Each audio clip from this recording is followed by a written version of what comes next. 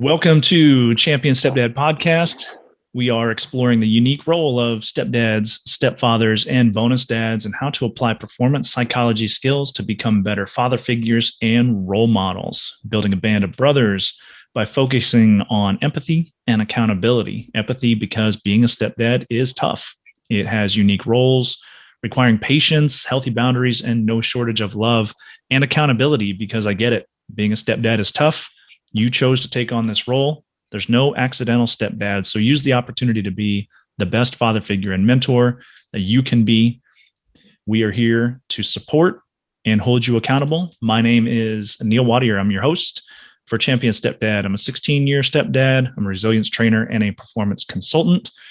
Join the Champion Stepdad Facebook group. Shout out to the other communities that are also doing great work, particularly Stepdad Den is one of the first stepdad specific groups that I jumped into.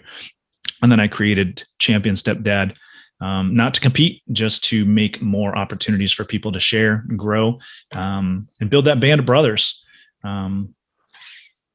Despite my experience, I'm not here to teach anything. I'm here to share my experiences, tools, and tips that I've learned, but also hope to take just as much away and learn and become a better father figure and role model. I'm a huge advocate for mental health. I'm a performance consultant. I am not a mental health counselor. I'm not a clinical counselor. So anything that we discuss does not substitute medical or mental health advice. I don't diagnose, treat, prevent, or cure any physical, mental, emotional issue, disease, or condition. So what we talk about is on the idea of performance, right? I talk about sports psychology and being better, that 1% better every single day. It does not take away the need and the importance of mental health. So I encourage you, if you need help, if you feel like you need to talk to somebody, or at certain times it's not in need as much as I just need to talk to somebody, go talk to somebody, build your band of brothers, use the resources that you have available, because champion stepdads are not satisfied with mediocrity. We're not too proud to seek professional guidance from qualified professionals. So building that band of brothers. Speaking of that, I have Dijon Moore with me coming. I'm in Phoenix, Arizona, by the way, and I know you're over in England. Tell us specifically where you're at. Yeah, I'm in Liverpool, home of the Premier League champions currently. All right, Coming on. live. And we had two others that unfortunately they got pulled away for work. Ian and James are supposed to be here. I'm going to catch up with them on a future episode, and I'm going to get them on here. I'm excited to hear their story.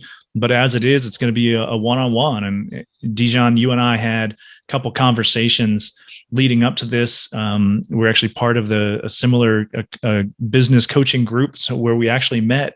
We've got entrepreneurial pursuits, and so there's quite a few things that we have in common. One of them being that we are or have raised children that are not ours, and I think this is going to be a really awesome opportunity for us to talk and for you to share your story, because in last week I kind of emphasized the idea of we need to shed the preconceived notion of what a stepdad is, because there's so many types of relationships and situations, and yours specifically where it wasn't the typical stepdad. So give a quick introduction of what's your current scenario, and how did you come to raise children that weren't biologically yours? Yeah, okay. So I was already a father of three, happily married. I had at the time, let me just do the maths, a 1-year-old, a 3-year-old, and a 6-year-old. Sad circumstances. My sister passed away, and she was a single mom with 2 teenage boys. And the family dynamic was such a way that to keep them within the family without putting them into social care or taking them away, I was best situated to bring them in, and they lived with me and my wife. So, as you alluded, not a typical stepdad, but I think the technical term was a legal guardian. I was, in all essence, their legal representative if they needed something. I was currently family, so I was always that uncle anyway. But I went very quickly from being the fun uncle that bought them clothes and trainers and took them to the cinema and on their birthday took them out, to being somebody in a position to ruin everyday life for them by not letting them have what they needed, not instantly buying what they wanted straight away. And suddenly the fun uncle was gone. I don't think he's back yet. So as I say, they came to me. They were 15 and 16, only a year between them. So two boys, teenage boys. I was 26 with a 15 and a 16-year-old. Wow. Yes, so I had, so the youngest was with me up until he was 19, so 4 years. He then left, came back again, stayed another year, has moved on again since. So they're now 20, 21 and 20. So they're adults. I still see them the same as when I first remember them. That's one of the stories I try to explain to them. And it's I think maybe it is a guy thing. There's no age where you will accept that somebody knows more than you. You think you're fully grown, you know everything, and by the time you realize you don't, it's often when you're trying to give back to the next generation, suddenly you realize that you didn't know it all, and it wasn't as easy as you thought. But no, it had its ups and downs, as I say, and I'll happily go into all of it. But I'm always reminded that the youngest, so their names were very exotic names, Jakida and Jafari. When Fari, the youngest, was born, I was actually in the house. My sister had a home birth. My mum was there as the birthing partner. I was downstairs with the eldest, who was just a year old, and that was my job to look after him while his brother was born. So I was always proud to let him know that I was there from day one, and I'll always be there, whether that be fun uncle, guardian, or whoever he needs it to be. And I think that's kind of what that role is. It's just trying to get that through to them, that whatever the name or the title or the role is, it's that you're doing that role for them. And always the best interest is, if you're doing it correctly, it isn't for yourself. It is for them, and more often than not for them in the moment, for them in the future, which is one of the things that we clash heads often about, because doing something now which isn't fun is pointless. But when you're trying to explain that doing it now will save you time or help you with money in the future, and just getting that through to someone. So yeah, I think the biggest thing that I learned, and I think, as I say, I know we spoke last week, there are so many different situations you can be in. And I always wonder, the one that I always wonder what it must be like is to become a stepdad when you aren't already a father. That must be so different again, because you're suddenly taking on the emotions that you might not necessarily have built. Now, I was a dad, I had a 6-year-old. That still didn't prepare me for having a teenager. That was something that I wasn't ready for. That is completely different again. And I was able to see a taste of what is to come in the future. But then equally, I was always aware that it wouldn't be exactly the same, because I didn't have 16 years to mold these two boys into how I'd like them to be. They came to me how they were. And I think 16, yeah, as a male, you think you know everything at 16. So there was a lot of headbutting and posturing, and who's the alpha male. There were play fights. I won. I think I was undefeated in play fights. And there was a lot of good times as well. And without getting myself in trouble for lockdown rules, they came round for Christmas this year. They both still came round, and we all sat around the table together. And it's nice to have that extended family there for them, but also for my children. I know it meant a lot to my children, especially the youngest, who grew up knowing nothing different than these two big guys in the house who she sees almost as brothers. So it's a way of building a non-traditional family, but if done with the right intentions and motives, it is just it's another level of love which you couldn't plan for necessarily. And I think it's interesting that you took this route, because I didn't really prompt you with anything. I just said, tell your story. And originally, with the group that we were going to have on, and then, realizing it was just going to be you and I, we talked about, one of the focuses that we wanted to have on today's show was about being a stepdad or non-traditional dad and having to deal with, the limitations, power and discipline and how you work some of those boundaries. And I think it was interesting that you took the, like, kind of a middle road, realistic, but a lot of what you said was actually pretty positive in, telling the realistic story of, this is what I went through, this is reality. But it had more of a positive spin to it. And I think that a lot of times we have a chance, we have the tendency to focus on the negative and the difficulty and the trouble and all these other things. I just wanted to point that out, that I think it was really interesting that you took that perspective and it was a difficult situation that you were thrust into, but you did the best you could. And, all these great things came out of it. So I think that's really cool. I always know that I was lucky enough to, as I say, I had known them for 16 years prior to it happening. So as hard as the situation was, I had that level of understanding, and I had been around them their whole lives. From a distance, we didn't live in the same city, but visited and kept in touch. So with that in mind, that helped.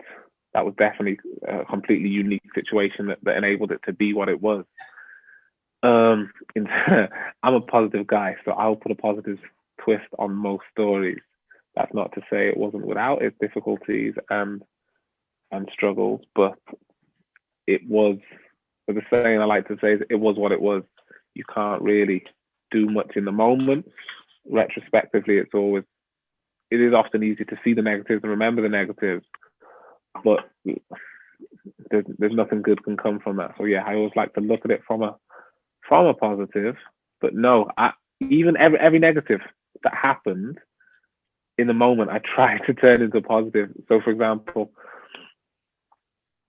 being able to handle how I allow somebody to go to prom, where they're allowed to stay after prom, the rules around how they contact me. It didn't go to plan, but it gave me an understanding of it, that I believe I will be a better parent when my children are at that age, just because of that level of understanding and almost like a trial period for me and our family, being able to see it, even if it didn't work and it ended with arguments. I think you take something from each one, and as I say, in it's not too far away now, in about 5 years' time, when I'm going through it again, I'll be able to look back at these memories and recall the situations and remembering what worked, what didn't work, and hopefully take something from that in a positive light. So again, very unique situation, and it's different for everyone. But I believe if you can take any situation and learn from it, then it can become a positive situation, instead of just hating every moment of it and moving on from it.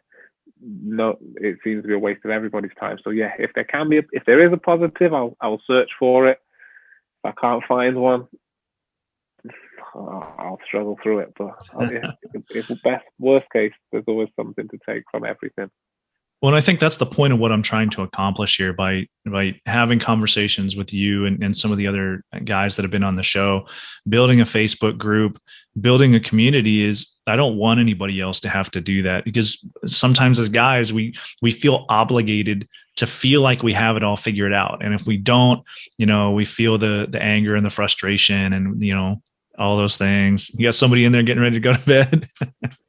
Yeah, he just wandered down to see what was going on, and he's off again. Okay. But yeah, I think that's a good point. And we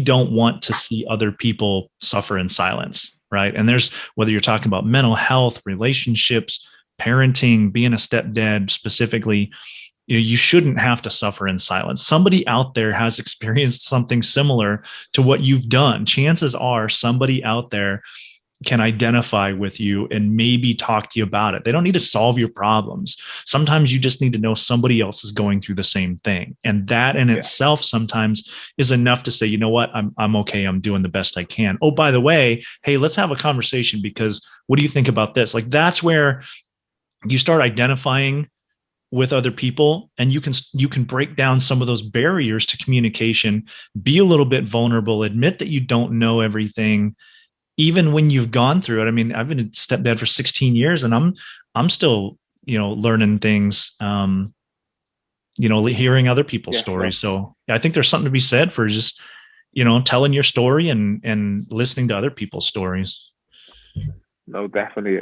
It's the more the merrier, because as you say, you will learn something from each person, and hopefully teach something to each person. So yeah, having a community or group together who are in similar, never exact, but similar situations, you just hope that you can pick up little bits. And as you said at the start, which I think is a nice way to start something, because often, especially when you're hosting something, you are seen as a teacher or a authoritative figure. But as you said yourself, you're not here to necessarily teach. You're just here to bring people together and share your story and listen to their stories, which is powerful in itself. Because yeah, I went through it feeling very alone. I think, again, just because of how unique I felt my situation was, I didn't think at the time that someone who was a step parent wouldn't have been able to explain it to me, or somebody who, it felt so unique. But then when you break down the day-to-day struggles and issues, they overlap perfectly with so many situations. But until you hear those situations, you just wouldn't necessarily know. So the more it's put out there, the easier it is to, as you say, break those boundaries down and start those conversations. Yeah. And when we were first talking about this, you had mentioned the experience of going through what you're going through and struggling it, and having people basically say, "Oh, that sucks." Like it, but was there really connection there? Like, having somebody pat you on the back, say, "Yeah, you're doing a great job," and then walk away, and you still feeling like, okay, great. You think I'm doing a great job, but I don't. I'm totally floundering, and I don't know what I'm doing here. I still don't know Yeah, what I'm doing. it's just such a cliche. Um, that is such a lovely thing you're doing. That's amazing. You should be so proud of yourself. And all those sayings don't really help. And they're so easy to say that the person might not have even listened to what you said, and they could still say one of those sayings. It doesn't show us a level of, a level of understanding that helps at all. It needs to go deeper than just, oh, that's amazing, which is the same saying you could say to somebody who's pretty much done anything. So it felt like everyone everyone from the outside saw it as an amazing thing you're doing, but yeah, it's not always the feeling on the inside, and you want people to be able to see the good and the bad, so they can actually have the conversation that does help you get. They might not be able to solve this problem, but just in having the conversation, it often, sometimes things become clearer. Sometimes you pick up something, but when it's just, oh, that's lovely, good luck, there's not much takeaway from that. Or when somebody says, oh, I couldn't do that. Oh, that's good to know. But when you're speaking to people who understand, they can come at it from such a angle that's close to home, that there is something to be gained from the conversation. So yeah, I just think it needs to be, as I say, such a need for this group and this community, because I didn't know what it was like, what it would be like, how it would be. And now I realize how many people out there will also be thinking the same thing. If those people could all sit down in one room and have that conversation, they'd probably all go home feeling so much more confident that they're not the only person doing it. Everyone else feels the same way. But let's see if we can figure some of these solutions out together, which is what everyone's working towards. So let's talk about that then. So going back to, the experience of losing your sister, making the decision to bring the two boys into your home and essentially become their father figure and their mentor. Where did you find the greatest assets for you, whether they be people, resources, books? Like, what did you go to and throughout time that helped you? Um, Only one. There's only one thing that came to mind instantly, and I tried to think. I didn't go to books. I didn't go to the internet. I didn't really go to anything. I was just, it was myself, and I had my wife, who was my go-to. And between myself and her, and conversations and many conversations, she was what kept me going. And that was the only thing that I had to go to. As I say, I felt very alone. It was never something I thought you could research or speak to. I was put in touch with certain areas of the council, which was supposed to kind of cover the transitional period. It was little, if non-existent. It didn't help at all. So I felt as alone as possible, but lucky enough that I wasn't alone, and there was two of us in it together. So that was the only way through it. But no, I didn't reach out or find any resources or or guides or aids to help through it. It was just me and my wife supporting each other and getting through the day to day and focusing on the bigger picture. So then what would you, being a part of a community, having been through that, if you were a mentor to another person who might be experiencing something similar, what would you recommend to them? It's a tough question because I did it the hard way. I'd recommend if I was in a situation as a mentor, they'd already be one step ahead of where I was. So I'd be happy. I'd be happy knowing that at least they had me outside of the group to speak to.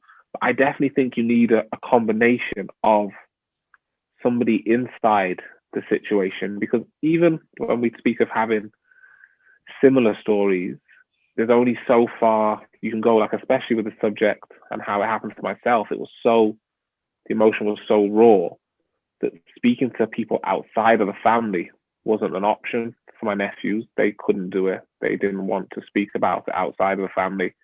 I didn't like to speak about it. So there were only so far I would have gone in speaking to somebody else at that time. So I definitely think you need to have a combination of somebody who was inside the situation supporting you, whether that be spouse, sibling, parent, relative, and somebody then outside the situation who isn't emotionally attached and can see things from a different perspective, just so you're able to see both sides. Because especially family is always a sensitive subject. I think it's something that everyone knows. Not everyone likes to speak about outside the family, but I think if I was to speak to advise somebody, it would be to have a combination of both. Have somebody inside the situation who knows exactly what's going on that you can open up to, and then equally have that somebody outside who, if that was the situation, I would happily be for somebody, just so you can vent, because you can speak different to different people. Someone inside the situation, you can't necessarily let it all out every day because they know so much. And then somebody outside, you can say, "Oh, it was a really shit weekend because this and this and this." Whereas somebody inside, you might still be having that, we're putting on the brave face together because I don't want to bring the situation down. So it's just knowing you can let it out and vent, and if you find the right people, it doesn't become a moan or negative. It's just an opportunity to let it out and move on. Let it out, then carry on, not dwell on it. Nice. Because I think it does depend on the age, because having teenagers, especially teenagers who I knew because they were family, the conversation between us back and forth, as limited as they spoke, it was, you could have that conversation and they had the understanding that came with it. So I struggle to know how helpful I'd be as a mentor to somebody doing it with with the other end of the spectrum where they don't fully understand what's happening and they don't want to be there. It is such a, which is why, as I say, I'm going to follow this group along and see some of the other conversations and the people out there, because there are so many variables. It's almost, I start thinking, when you think, oh, you know somebody out there has been through the same thing, but then I start thinking maybe there's so many variables. Maybe it is possible that you could go through one thing that no one else has ever been through, because there are so many different variables in the world that could happen. But yeah, it is hard to mentor somebody on something that you don't know how well you know yourself. So it's more of an equal level playing field instead of the mentor mentee, because I don't think I graduated with flying colours, but I'd happily take the time to pass on that experience. So talk about, when we try to build relationships, whether we're talking about, guy to guy, stepdads, or us as fathers trying to connect with, the youth, whether it be our biological children or non-biological children, building relationships requires vulnerability and connection and meeting people where they are. So thinking back on the teenage years of your nephews who essentially became your sons, what did you do to try to reach out, and what were your family activities or your guy to guy activities? How did you try to reach out and build connection with them? PlayStation was the go-to, and I was able to see them level up from. So the background they came from as well was slightly different to the lifestyle we live. So it was a change for them. There were certain luxuries, and life became a little bit better, which I think they did struggle with, because I think it was hard for them to then enjoy life a little bit better after going through what they went through. But we often sat and played Call of Duty and FIFA.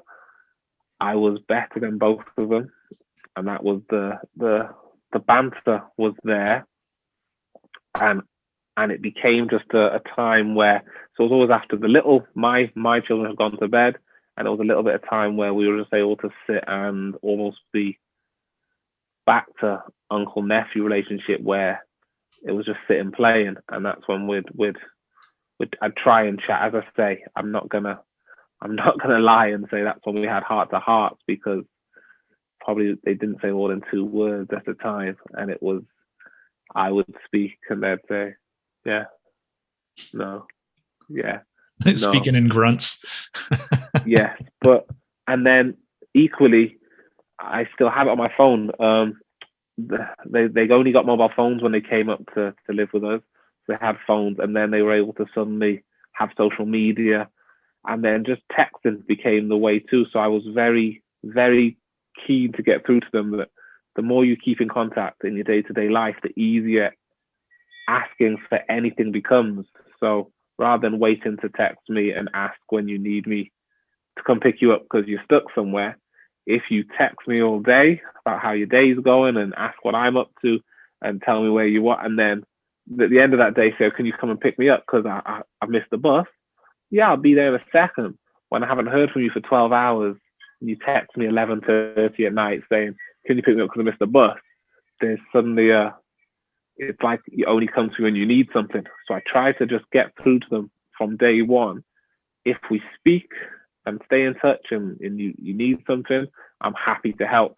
I don't want to just become this figure that you've got your own life and you don't need me. Until you do need me, I'll be there. If it's a genuine need, I'll be there. I try to make it a relationship where text me when you just want a game of footy, just to let me know you've won. Text me when you do make it to town, just to let me know you've got to town. Then text me to say you need me to pick you up, and I'll feel a little bit more willing to come and get you than just, can you get me? No, whatever. So it was just trying to get through to them that communication is probably the key, and the more, it doesn't necessarily have to be quality communication. As I say, it can be one word. I still don't think they can spell properly the way they text, but just keep it coming. So now I still have a group text with me and the both of them.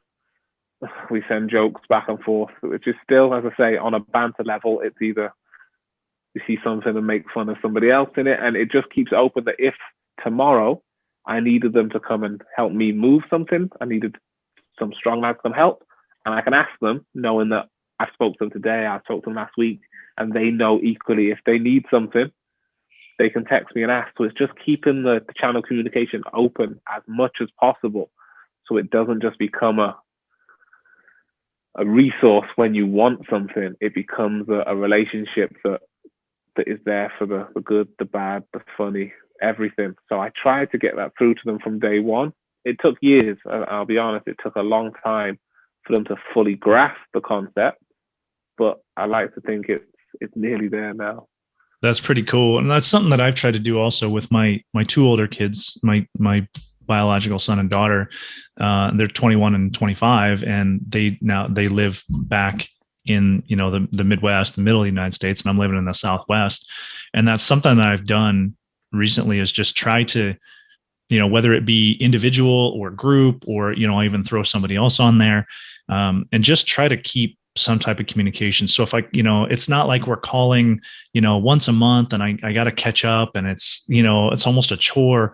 Instead, we can talk for, 5 to 15 minutes once a week, and it's still just reaching out. It's still just, hey, how you doing? Tell me about your week. Oh, that's great. Or that sucks. And, or send a couple, like you said, funny pictures or something like that, where they have a question, they can send me a question, and it's not, you feel like, yeah, like, oh, you only call me when you need something. And I think that's great for connection and relationships in general, that anybody could take note of. My fiance and I, Cindy, do that, where, I don't need to send her, I'll just send her a little, happy face or a little kissy emoji, and she'll send another one back. Like, I don't need to send you a message with a big long, I just need to send you something throughout my day to let you know that I'm thinking about you. And that's how relationships are built. And I think that's a really great message for a lot of people to learn, is, yeah, I mean, stay connected in the simplest of ways. How can you connect? And, video games have become big, and, I'm 46. I love playing video games too. Like, it's, I'm no good at them, but I'll still sit down with the, 6 and 9-year-old, and, I'll hop on and I'll play, Tony Hawk Skate or something like that. Like, I don't know what I'm doing, but I'll go crash a whole bunch and we'll laugh about it. Like, that's just, you got to meet people where they're at. But then also is helping them understand they need to meet you where you're at, right? So it's no relationship is 50-50. I hate that saying, because it's not. Like, if you want a strong relationship, you have to be 100% in.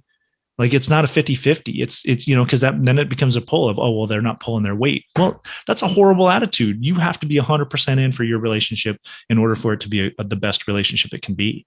And again, going back to, you can only control what you can control. So what can you control is my approach to this relationship, and what can I teach you and reinforce to you without being a nag. But hey, man, this is real. We need to build a relationship on this. And I think that's real powerful. And I really like that story, man. Yeah, I think the analogy of not a 50-50, but being 100% in is so true. I just think it requires a certain level of patience when it comes from parent to child, because as an adult, you know that you're 100% in. That person will either choose to reciprocate or probably not, and then you know where you are. But from my experience, you can be 100% in for a year, 2 years, and it's down to you to just know that you have to stay there. And when it's your own child, nothing will stop you. And it's a slightly different relationship, and you have to know that, okay, I'm going to stay at it, even though they've put in zero back in. And some days it feels like zero. It doesn't feel like anything. And then you have to mentally decide to continue to put the 100% in, and not slowly drop down to 50, drop down to 20, and end up, well, they're not interested, I'm not interested. And it takes a lot of, I'd say, patience and mental strength to be able to keep giving 100% when you feel like you're getting next to nothing back. So I definitely agree. You can't expect, especially a child, to meet you halfway, because they need to see what it is. There's just no rule book to know how long they need to see it before they get it. And that is sometimes where you need somebody else to just say, no, you're doing a good job, keep at it. As we joked about, sometimes you do need to hear that, because, and I think, again, someone who's in the situation sometimes can see that, oh, I think for my situation, my sister was perfect example. One of my other sisters, and also my mother-in-law, would say, oh, I can see an improvement. Oh, or yeah, I didn't know, for example, that my nephews were in contact with my mother-in-law, so it became like another nanny, and texting after they left, and she had come down and say, oh, I've heard from this week, which was something I didn't know. But then that's lovely to hear back, because it meant, okay, they understood, or they got it. And sometimes until you hear it from another source, you feel like it's just not going in, and you're giving as much as you can give. And you kind of, eventually you almost need to see some evidence, or else, yeah, you have to be a saint to keep going. And it's not always easy. But definitely, if you can put 100% in for as long as needed, you'll get it back. Was great thoughts, man. Well, and with that, I want to wrap it up, because this has been a great conversation. I love it. I know you're being over in England. You're definitely later, and you got some kids you're going to be putting to bed soon. So go take care of your business, man. I really appreciate the time, Dijon Moore. Thank you very much for being here. For those of you listening, check out the Champion Stepdad Facebook group. Please jump into the community, join the conversation, post your questions, your tips, your pictures of your babies, and all the great stuff that helps build community. Do those things. Seek out opportunities, not only to be a better person, to help other people that need it, because there are a lot of stepdads out there that are struggling, and those of us that are hosting these conversations, we struggle just as much. And so the more we can focus on helping each other, the stronger we're going to be, and the better we're going to affect our families, our communities, and ultimately the world, by raising great kids, by being great people. You're not expected to do this alone. You're not expected to know everything. Build your band of brothers for support and accountability. Seek advice and assistance from mental health professionals when you need it, because that's what they're there for. Never be too proud. Go be a lifelong learner, and approach this as an opportunity and an obligation to be the best father figure and mentor you can be. Thank you very much for listening to episode 6. Thanks to Dijon Moore. You're welcome back for future episodes. I'd love to have you back and further this conversation. Really enjoyed this. Join this Champion Stepdad Facebook group. Listen to the podcast. We're on Facebook, and we're on YouTube. All the things, right? Follow and like and share and all those things. My name is Neil Wattier. I'll see you next week. That's all.